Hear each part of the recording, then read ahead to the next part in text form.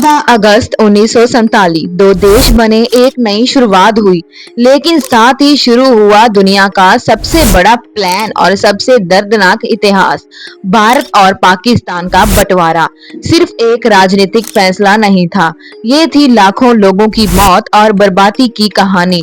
1800 के बाद से अंग्रेजों ने भारत पर राज करना शुरू किया।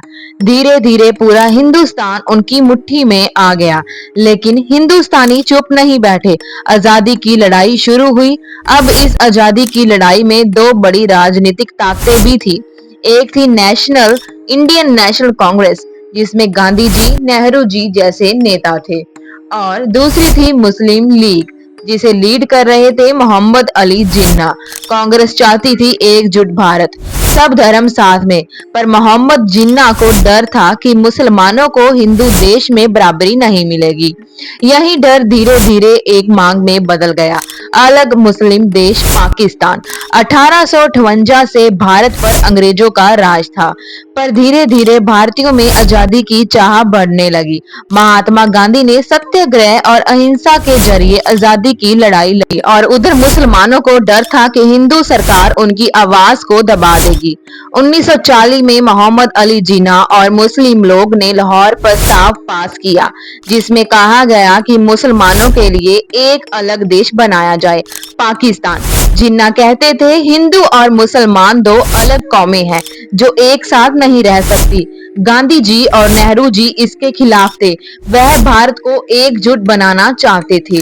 अंग्रेज भारत छोड़ना चाहते थे, लेकिन शांति से नहीं। लॉर्ड माउंटबेटन ने बंटवारे का ऐलान कर दिया। सर रेडक्लिफ को सिर्फ 5 हफ्तों में भारत और पाकिस्तान की सीमा तय करनी थी, वो भी बिना भारत को ठीक से समझे।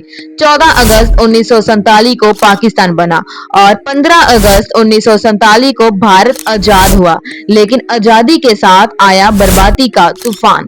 जैसे ही बंटवारे का ऐलान हुआ, दंगे शुरू हो गए। लोगों को पता ही नहीं था कि उनका गांव किस देश में जाएगा। बंटवारे का फैसला तो कागज पर हुआ था, लेकिन असली बंटवारा सड़कों पर, ट्रेनों में और इंसानों के दिलों में हुआ।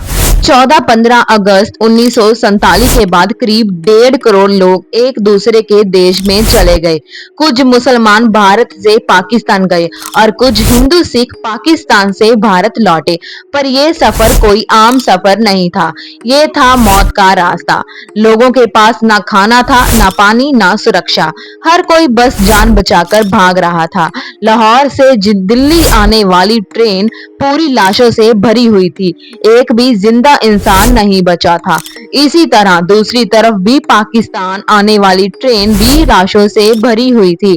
महिलाओं का अपहरण हुआ, बलात्कार हुआ, बच्चों को मार दिया गया। कई लोगों तो ट्रेन में छिपे रहे, बाथरूम में सीट के नीचे, सिर्फ इसलिए कि कोई देख ना ले। लेकिन ज्यादातर पकड़े गए और उनकी मौत भी उतनी ही बेरहमी से हुई। कुछ सच्ची कहानियों की तरह एक सच्ची घटना दिल को छू जाने वाली। और पाकिस्तान इस लड़ाई में करीब 75,000 से ज्यादा महिलाओं को अगवा किया गया। उनमें से कईयों को जबरदस्ती धर्म बदलाकर शादी करवाई गई। कुछ महिलाएं पाकिस्तान या इंडिया में हैं, जिन्हें ना अपना देश मिला, ना पहचान। औरतें जो घर की इज्जत कहलाती हैं, उन्हीं को सबसे पहले निशाना बनाया गया। बंटवारे ने सिर्फ देशों को नहीं तोड़ा, उसने रिश्ते तोड़े, भरोसा तोड़ा और इंसान को इंसान से अलग कर दिया। कल तक जो पड़ोसी थे, भाई थे, दोस्त थे, वो अचानक दुश्मन बन गए और तब इंसानियत हार गई। बंटवारा हुआ, लाखों लोग मारे गए, पर कहानी यहीं खत्म नहीं हुई। आज भी 75 साल बाद बंटवारे की आग पूरी तरह बुझी नहीं है। कुछ मुसलमान भारत में रह गए क्योंकि यही उनका घर था, वो पाकिस्तान नहीं गए।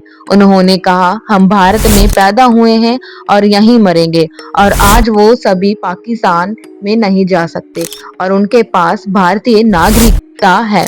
इसी तरह कुछ हिंदू और सिख पाकिस्तान में भी रह गए, पर वहां उनके हालात कठिन रहे। धर्म के नाम पर भेदभाव हुआ। आज भी पाकिस्तान के कुछ हिस्सों में हिंदू और सिख मंदिरों की जगह खंडर बन चुके हैं। 1947 के बाद से भारत और पाकिस्तान के बीच 3 बार जंग हो चुकी है, 1947, 1965 और 1971। परंतु कश्मीर अब भी दोनों देशों के बीच एक बड़ा मुद्दा बना हुआ है। बंटवारे ने सिर्फ ये सिखाया है कि जब इंसान मजहब और जाति के नाम पर बंटता है तो सिर्फ खून बंटता है, रिश्ते मरते हैं और एक पूरी पीढ़ी दर्द में जीती है। आज हम आजाद हैं, पर हमें ये आजादी बहुत भारी कीमत लेकर मिली है। तो सोचिए, क्या आप फिर से वही इतिहास दोहराना चाहते हैं